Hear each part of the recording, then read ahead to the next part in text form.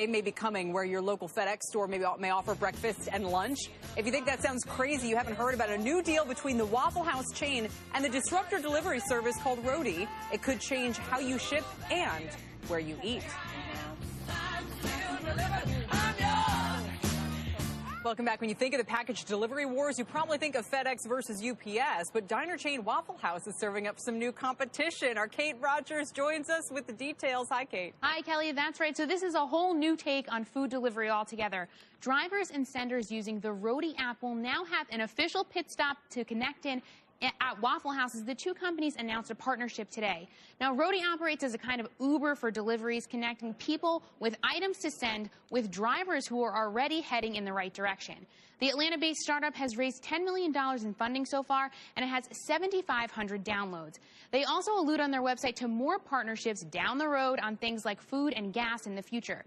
Now, Waffle House says it will offer Roadie drivers free food and drinks, and it provides a location for the two parties to meet across the 25 states that it operates in. If you download the Roadie app, you get a free waffle today, and if you're a Roadie driver on a gig, you get a free drink from the popular waffle chain, which is, of course, famously open 24 hours a day. The likely hope for Waffle House is that Roadies will stay and order more than just that one waffle on their pit stop. Kelly, back over to you. Yes, it certainly is. Thank you, Kate. For now, for more, let's bring in Roadie CEO Mark Gorland joining us now on the program with our panel. Mark, good to have you. And wow, you are a terrific marketer. I got to tell you that. Where was this your idea, Waffle House? You a longtime fan? Oh, I'm definitely a longtime fan. All of us are fans of Waffle House around here. But yes, I mean, Roadie is not a delivery app. It's a community of people that help each other out. And if you picked any company that is a community in and of itself, it's Waffle House. You go into a Waffle House 4 days in a row, they're going to know what you want in your coffee the next day. They take care of their people, and they're a natural partner for us. That's right. Mark, how many downloads have you had of this app now, though? These are very early days for you guys, and I wonder if Waffle House isn't kind of winking at that as well, that they don't really foresee losing a lot of money on having to give a ton of business away right now.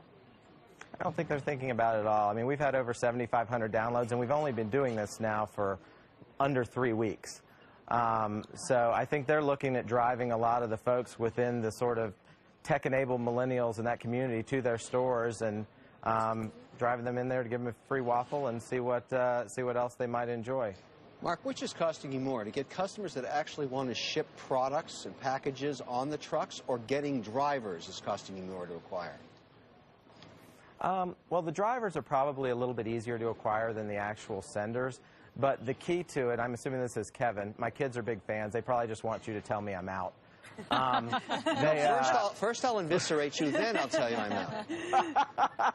No, the Roadies, there's just no reason not to. You're going that way anyway. You're helping somebody out. You're literally getting paid for being a good neighbor. You're helping the environment. You're going to get benefits at places like Waffle House and other places soon. You're going to get free roadside assistance, and you're going to get write-off miles on trips you were already going anyway. There's no reason to do it.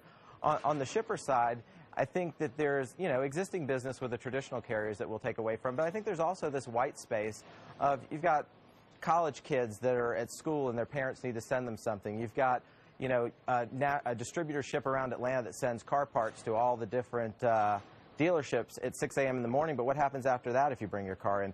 There's all these instant needs that people have, and the quickest way to do it is if someone's going that way anyway in there, and different from Uber, where they're going somewhere they weren't already going and then taking you somewhere again they're not already going. Right. Someone with Roadies in the general vicinity is just giving your stuff a lift on a place they're going and anyway. Need a meetup point that perhaps Carol serves up eggs, grits, smothered hash browns, and waffles. I just have to say that Mark is a shining example for other entrepreneurs and small business owners, because as he said, he's been at this for 3 weeks. I've heard this story in so many places. You've really blown it up to get a partnership like Waffle House that's really a win-win for both of you with a company that's only been around for 3 weeks. Kudos to you. And I love the out-of-the-box thinking and doing something that is different with a... Would you invest, Carol? Can I put my Kevin O'Leary hat on? How do you like it as a business? I mean, he's doing a great job, but is this something you think is promising long term? Well, I certainly think, I've actually, just from a conflict of interest standpoint, know something that's similar in Chicago that I've been talking to, so I'm not going to address that specifically, but in general, my investment style, I like things that are a little bit later stage and more proven from an execution standpoint, but from what I understand, I don't need to, because he's got such amazing investors. I've heard that even UPS is invested. Is that correct, Mark?